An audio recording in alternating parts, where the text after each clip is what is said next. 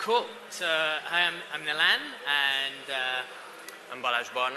cool. And we're going to be talking to you today a bit about data-driven growth, how we use data to power the growth of a mission-driven startup.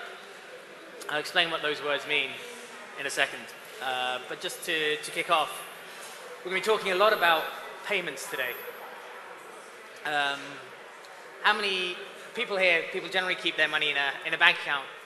Everyone in the audience has got a bank account, yeah? Yeah, good. Hands up, cool, good. Bank accounts are awesome things, right? We keep our money in them, we can pay people from them, they can pay people, we can receive money, send money, pretty awesome. Now, how many people in the audience have a bank account in the UK?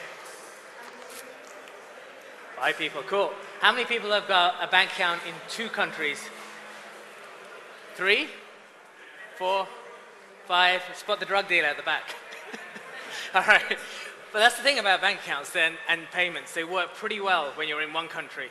But the moment you try to do something across the border, it gets pretty difficult. And that's what the mission of TransferWise is, to make money move across borders as easily as it does within a border. And we haven't achieved that yet, but we're going to talk today through our progress on getting there. So, first introductions, I'm Nilan. I look after product and marketing at TransferWise. And I'm Balázs. I'm product engineer in the speed team. cool. And Balázs is based here in Budapest. We have an office here. So we call ourselves a mission-driven startup. It's a bit pretentious. I thought I'd spend a few minutes just explaining what that means. So all startups have a mission of some kind. They usually started to solve a problem, and the problem's usually the founder's problem. So like Travis needed to get a taxi, so he started Uber. The Airbnb guys needed a place to stay. And obviously we've got a similar story in TransferWise about our 2 founders, Tarbet and Christo. Christo was living in Estonia and paying a mortgage in London. Each month he'd have to pay about £1,000. And each time he spent £1,000, the bank took a £50 fee. Tarbet was living in London and sending his savings to Estonia, and he was saving, say, about £1,000. And each time he sent his money to Estonia, the bank took a £50 fee. So £50, it's like quite a lot of money. So they met each other, and they were complaining about this. And they came up with this ingenious idea, which is, why don't you pay my mortgage, and I put money into your savings account, and then we both save £50. So that was the first version of TransferWise. It's very quick to build, quick MVP, no code, lots of value.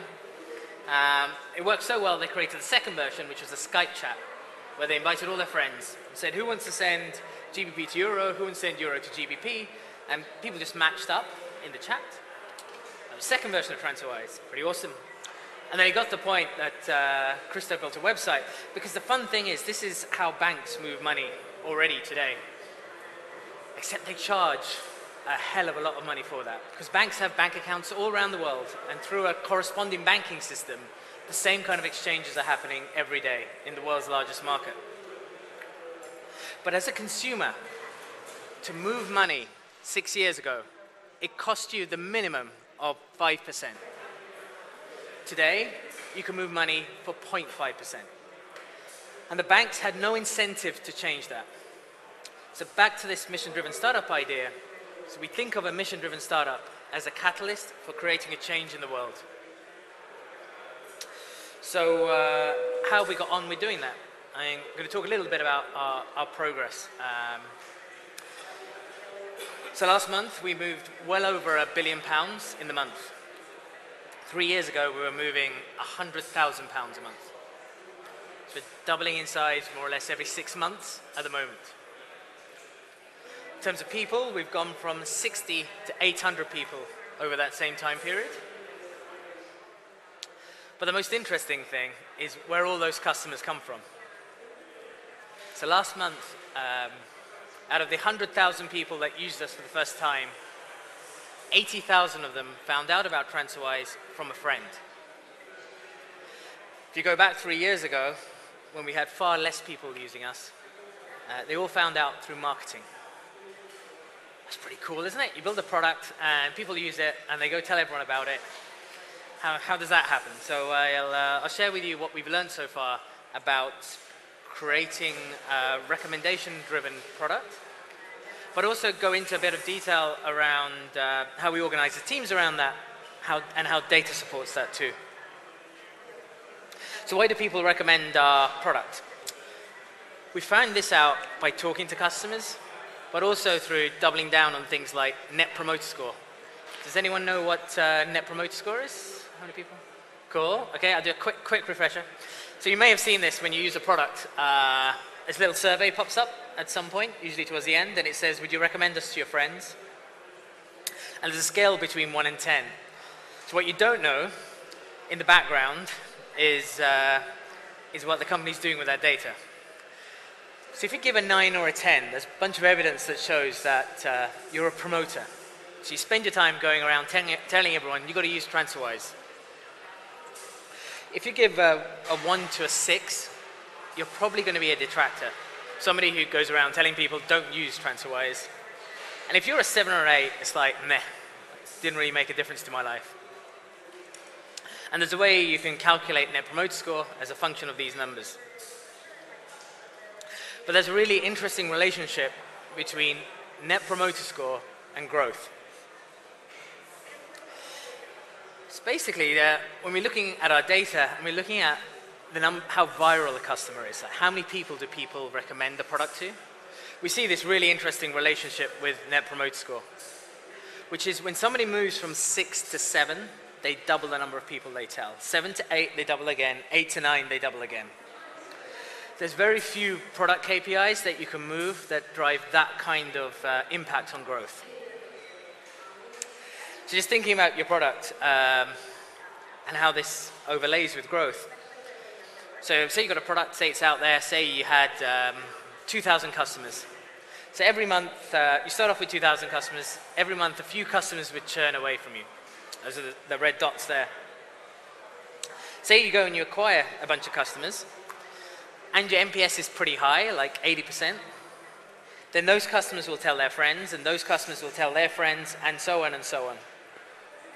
Hence, I like to think of NPS as the North Star KPI for growth. And quite simply, as long as you've got more promoters than detractors, you're kind of going to grow. But this isn't easy, because if it was, everyone would do it. So I'll share with you a little bit about what we've learned around how hard it is to move NPS. So when people launch a product, your focus usually as engineers is to try to get it to work. And it barely works, and there's loads of bugs. And then you work out those bugs, and you're like, whoop, those bugs are gone. Like, people can transfer money, it's working fine. And then you start spending time making it really slick, and most people stop here. So the really powerful thing is to aspire to kind of completely go past what your customers' expectations are. And that's the place you need to get to in order to materially move the Net Promoter Score. So I'm going to slow down a bit now and go through a bit of detail around just looking at the recommendations and the data we get back from NPS, the reasons why people recommend our product, what we've learned from reading that, and how we organize our teams around that. So people recommend TransferWise for rational and emotional reasons. On the rational side, they talk about the product, and on the emotional side, they talk about what we stand for or our cause. So on the product side, they say things like, you've got to use TransferWise because it's fast, or because it's cheap, or because it's easy to use. Price, speed, and convenience. We measure those things, and what we find when we enter a market is that in order to get advocacy, we need to be 10 times better than the alternative in the market. So think about it. Banks charge 5%. If we charge 4.8%, you might use us, but you wouldn't tell your mum about us. Banks charge 5, we charge 0.5. You send 1,000 euros, you save 45 euros. You do that 4 times, you got almost 200 euros. You tell your friends, like, you won't tell your friends to use TransferWise, you tell your friends, do not use your bank. On speed, Balázs will talk you through, 25% of our transfers are now instant. Literally, the money turns up in your bank account as soon as you hit send. 10 times better than your bank. But back to that cause side, we don't do these things because it's a clever way to grow. You kind of do these things because that's the way it should be. And our customers see our authenticity in doing that, and they talk about that as well. So they talk about the product, like very rationally, it's faster, it's cheaper, but they talk about why we're building that product too. Or our mission, as we like to call it. So our mission is to take price all the way down to 0. Speed to instant, and convenience to the touch of a button. And the organization is a catalyst for achieving that. Our customers see our authenticity in trying to do that, and they try to help us achieve it too. We didn't think our customers cared about this. We thought they just wanted cheap transfers. And we found out they cared kind of by accident. So it was about, I think it was 2 years ago, maybe even 3 years ago, we sent this email out to our customer base. And it was around the time we created this flag symbol as our logo. And this is like our internal manifesto at the time. This was the kind of reason we turned up to work and why we were trying to kind of achieve our mission. And we shared it with our customers for the first time. So what was really interesting was that we acquired more new customers from people forwarding this email than any form of marketing than we'd ever done previously. So 10 times better product and cause-driven marketing gets you to this word-of-mouth growth. So one question, how do you build this 10 times better product? How on earth do we make the money move 10 times cheaper? So I'll try and share with you a little bit around that as well. So everything I've talked about so far has been the easy bit.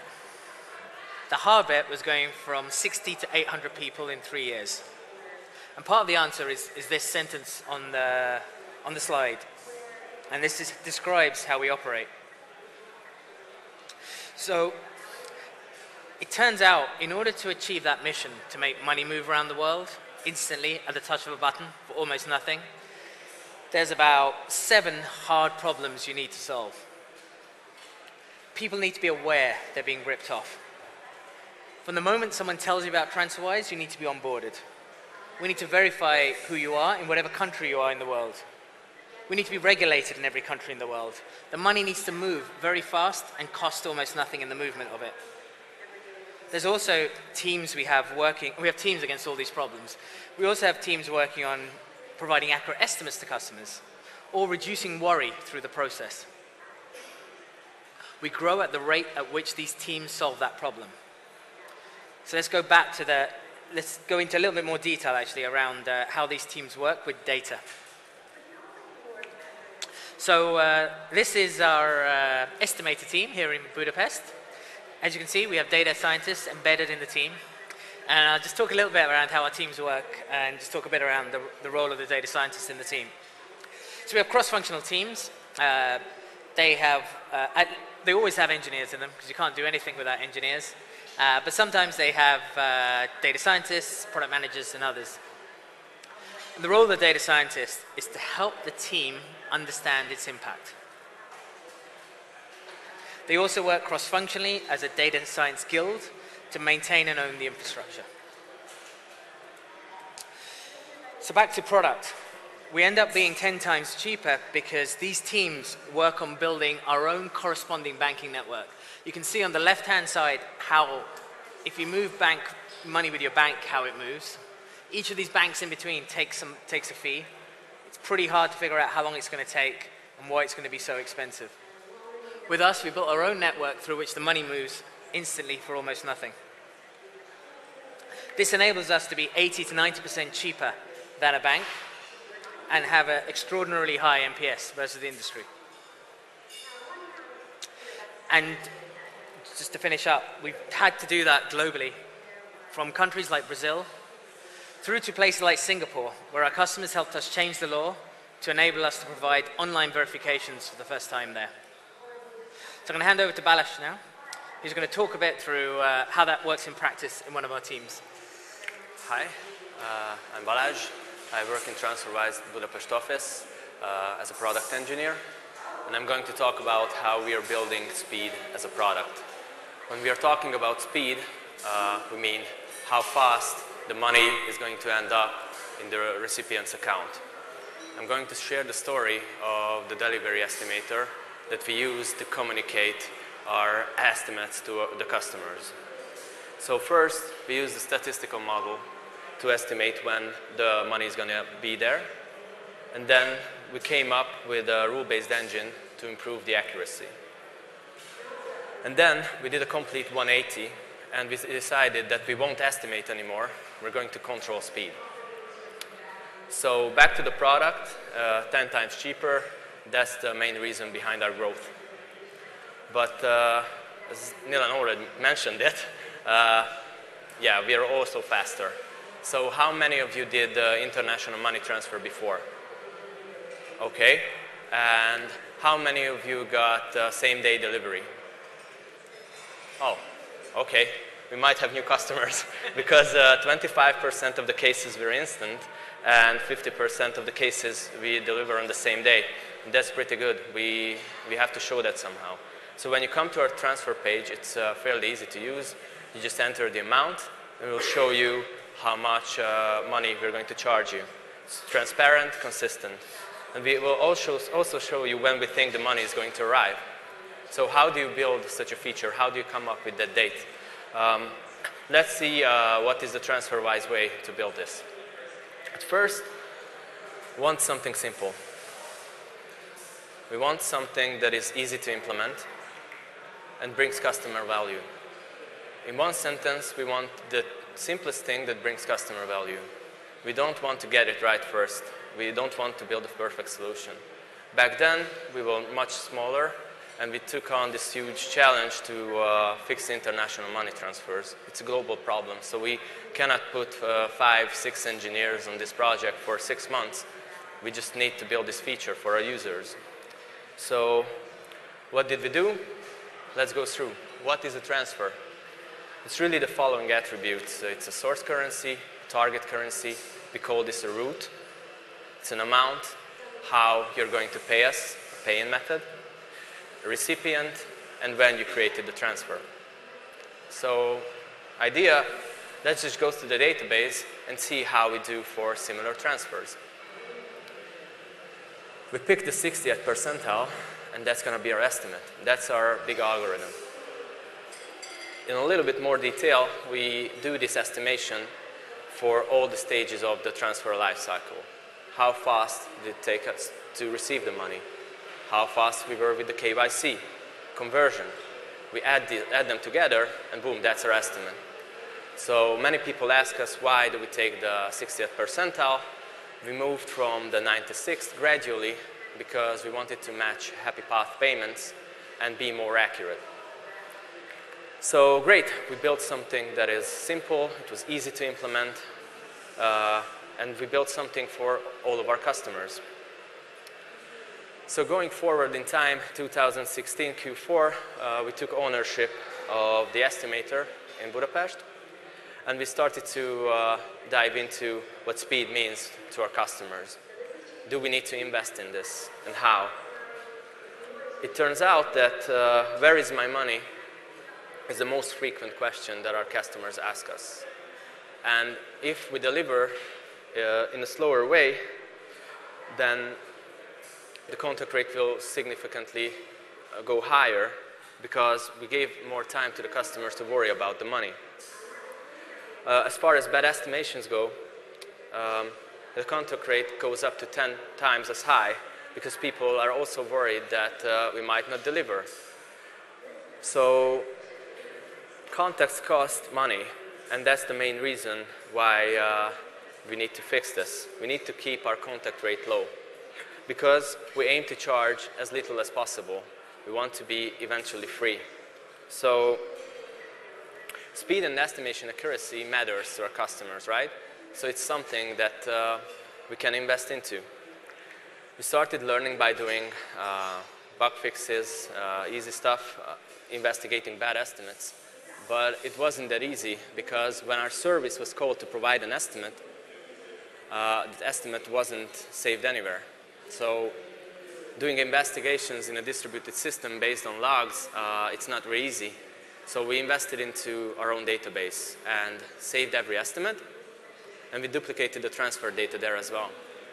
And this way, it was super easy to compare the actual results with the estimated ones. We built our reporting engine on this, and we were much faster learning about the domain. We quickly realized that this estimator has obvious problems we have to fix. The estimations are poor when we don't have the data. So one case like that was with Hungary, when we introduced card payments. And card payment is supposed to be much faster than a bank transfer, right? But our estimate did not show that. So the reason for that was really obvious. We didn't have enough card payments in Hungary. But luckily, we realized that there is a rule. If a customer pays by card, we know we're going to receive the money in a couple of seconds. Operations know about this rule. So this is the case when you don't have to be smart and go build a statistics model. You can just ask your colleague. It's going to take a couple of seconds. So we figured out a couple of rules like that and decided we'll put them to use. So we built a rule-based engine. And our goal was that when there is a rule that applies to a transfer, we won't use statistics, we will use the estimate from the rule. One example for that is that if we know we're going to pay out in Germany, a German partner, it will take them 30 minutes to process the payment, so we use that 30 minutes instead of going to the database. Fairly simple. But TransferWise has over 700 routes, right? So most of these rules that we found are currency specific or bank specific. Our team can't do it alone. We are 3 engineers, and we just won't scale. So we need a solution, and we need buy-in from other teams to help us build this. So we created a microservice and a framework for this rule-based engine that is easy to use. Any team in TransferWise can come and set up their own rules and fix their estimates in 15 minutes. In fact, we did a presentation on this internally and proved that from cloning the repo to coming up with the rules and pushing them, it shouldn't take more than 15 minutes. So in a couple of months after implementing these rules, our estimation accuracy improved by 30%. And we were really happy about that, because that's pretty good, let's be honest. But it's also very tempting to think that if we just going to keep on estimating and fixing these rules, we're going to be awesome. But we have to ask ourselves, now that we built this engine for other teams to contribute, if we do go on this way and keep fixing routes, are we product engineers or just a bug fixing team? Are these baby steps from now on? So we thought about what's the biggest impact we can have on customers. Is this really it? Decided to go back, think about this, think about speed, our customers, what it means to them, and we always go back to the transfer flow. That is where our customer starts their journey. So when we offer here something to the customer, it's a price that is not going to change for tomorrow, right? It's consistent, it's transparent, it's 10 times better than the alternative. But when it comes to our speed, we know that it's an estimate. So how can we make our speed 10 times better? It can become 10 times better if we can offer it to customers, if we can offer faster payments to someone. In order to do that, we need control. So what can we do to achieve this? And this is where we did the 180, right? Because we can fix estimations, we can get 100% accuracy, but we won't be able to control speed. So instead of estimating and figuring out how much this component is going to take, how much that component is going to take, we're going to target. We're going to tell them, you should take 4 hours, you should take 2 hours. Then we add these numbers together and boom, we have our targeted delivery time. So when you offer someone something, it should be based on a plan. That's a good advice for life too, right? So we decided that why TransferWise is faster and cheaper is because there is no middleman. You just send money to your US account and it will magically appear in Thailand. We make it look easy, but to control this magic, we have to solve a lot of tough problems. I'm going to share one, that money movement between two countries is not equal. There is going to be more money flowing from the US to Thailand than the opposite. So we have to provide liquidity in Thailand to be able to pay out. What's the easiest way to solve this? No coding needed. Just keep a lot of money there. Yeah, but it's very expensive, right? It's not going to scale because we have 400 bank accounts. And really, moving money efficiently across borders is our know-how. We have to be smart about this. So we want to build something sustainable. So let's see what we do here. Liquidity need can be predicted for lower amounts. We have a prediction model that can tell us how many transfers we have to pay out in Thailand on a Monday below 1,000 euros. So we can prepare and put the money there in advance. But what happens is if a high-value customer comes and says, pay out 500K? If we pay it out right away, we won't have the money for the rest of the transfers, right? Because we already spent it. Our prediction model is useless at this point. We cannot have that, and we need the estimator to come in and resolve this. So the conversation goes something like this. The estimator asks liquidity when it can get the money, this 500K. Liquidity checks what's the smartest and fastest way about this and comes back with a reply. 4 o'clock. Okay, now you gotta have the money at 4 o'clock because we will tell the customer. And we all know Uncle Polly, so he's a tough guy. Liquidity must have the money by 4. And the great thing about this is that now we exactly know when the payout can happen before we gave a promise. So the estimator became the orchestrator of TransferWise, and what it does is, behind the scenes, it negotiates with all the components and comes up with a plan before giving a promise. So to summarize all this, first, regardless if you are at a greenfield project or you inherited something, don't put the burden on yourself to get it right first. Start with something simple and learn on the job. Think about debugging and monitoring. Invest in these heavily because they are the key on how fast you're going to learn. And if you already thought about them, then think one more time. It's going to pay off. Data analysis can lead to baby steps and missing the game changer. What I mean about this is once you have the right tooling, analytics, reporting engine, it's very easy to spot problems. And it's very easy to fix them. So once you fix them, you improve your KPI. But from time to time, you have to challenge yourself and ask, is this the best I can do for the customers? Do I have the right KPI? And once you put in the work, you learned, you know where you want to go, it's a time to be creative, be bold, and be ready to change everything. Thank you.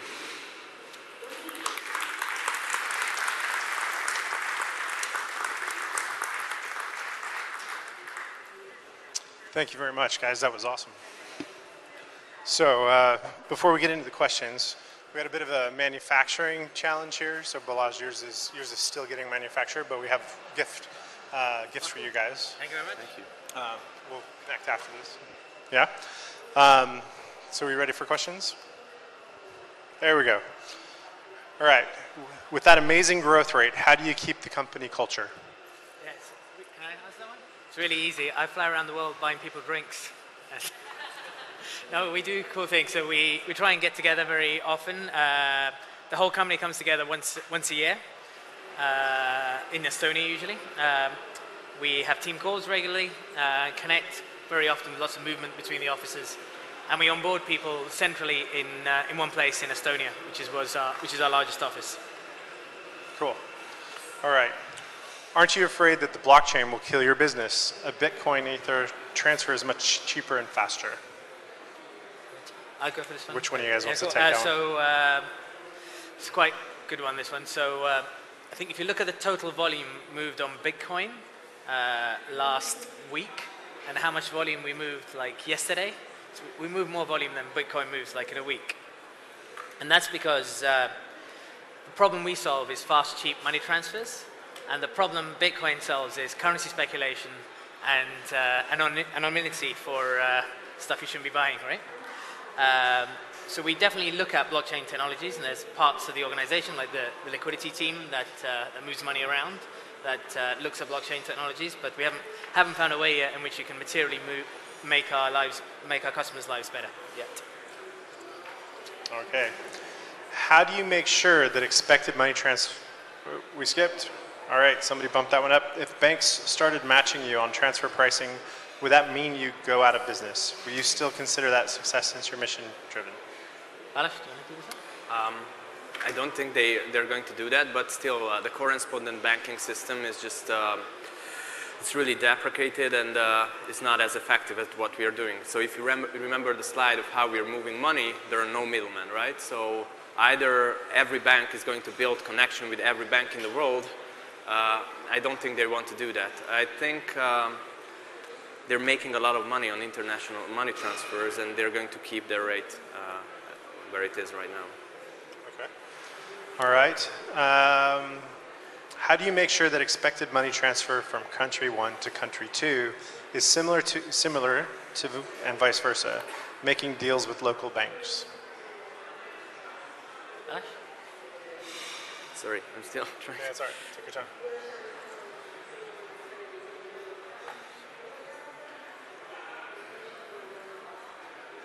I think I'd say the answer is making deals with local banks, like you said in the question.